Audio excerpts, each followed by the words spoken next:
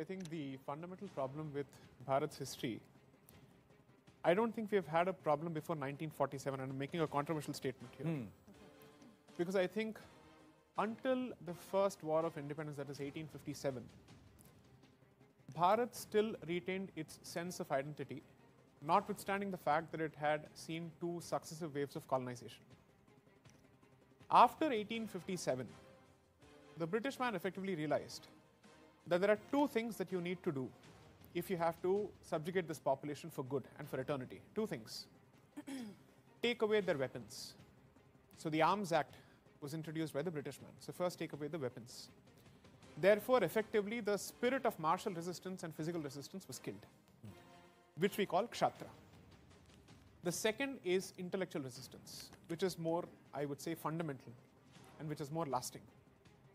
And that was changed through the education system. Now, ideally, what would you expect? A country that undergoes political independence would also want spiritual independence, ideological independence, psychological independence. Unfortunately, this country chose independence from a very narrow perspective, which is purely political in nature, but continues to follow the education system and the political philosophy of the colonizer. As a consequence, I am not at all surprised that today, when there is a discussion as to whether it's a shriveling or a fountain, it is the maximum number of Hindus who actually laugh at this particular aspect and call this a fountain. And all sorts of crude jokes are being cracked. So I don't think it makes sense to point fingers at anybody else, because as a society, the introspection and the churn that we should have undertaken in 1947, we haven't.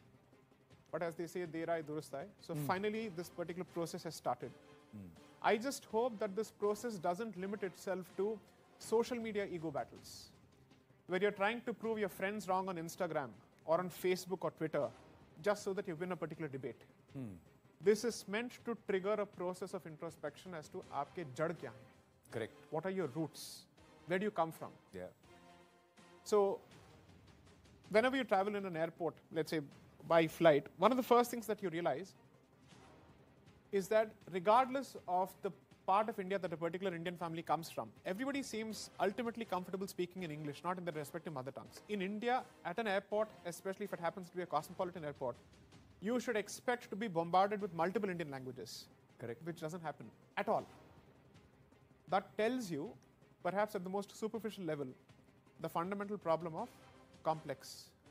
And that inferiority complex hasn't gone out yet. So a couple of days ago in court, a colleague of mine wore a fantastic dhoti under this, and he walked into the court, which would have been perfectly normal according to me, because even when the British man was here, Indian lawyers were still wearing the pagdi as well as the dhoti. Yeah. They were wearing it. Correct. So if you go to the Madras High Court, you see the busts and the sculptures of all the past Chief Justices. They proudly used to wear their turbans and everything. Yeah. Vishweshwaraya, Yeah. he used to wear the pagdi. He used to wear the pagdi. Right? This boy was ogled upon as if he was a creature, an ostrich would suddenly come out of the zoo. And so I decided to go and take a picture with him. So that tells me that the first problem is within. And I hope that at least this generation has what it takes to take this discussion forward. Because you see, in the late 19th century and the early 20th century, the one thing they did not have was tools of independent and individual expression, which is social media. Correct. You were completely held hostage to, sorry to use the language, mainstream media. Which means, if you agree with my philosophy, that philosophy gets aired. If you don't, I don't exist. Yeah. But thanks to social media, it's possible for me to express my views. Plus, internet, I think, has made it possible for so much of information to be, let's say, freely available.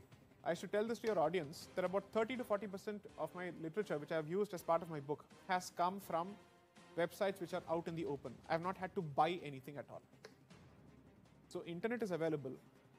Whether you choose to use that for TikTok or to educate yourself on Bharat's history, the choice is entirely yours. See, मैं आपको इसका एक अच्छा जवाब देता हूँ. ये इसलिए क्योंकि आप students हैं, अभी national education policy आया. The moment national education policy was announced, what was the allegation? Saffronization. भगवाकरण हो रहा है of the history. You have to realize this. And यहाँ पे I think there is a bit of homework and responsibility that students must take.